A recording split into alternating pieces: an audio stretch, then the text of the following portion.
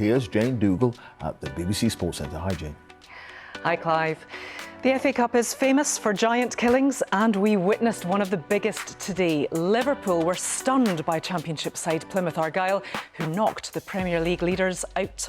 Wayne, you know him pretty well. Are you going to call him sir? Yeah, well, if he wants to be called sir, then I think we have to respect that.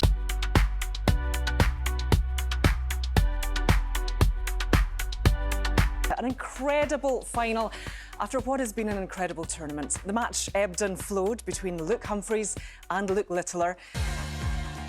Hello and welcome to the programme. It is crunch time for Wales boss Rob Page. We'll be getting the draw underway for the quarterfinals of the Women's Conti Cup shortly.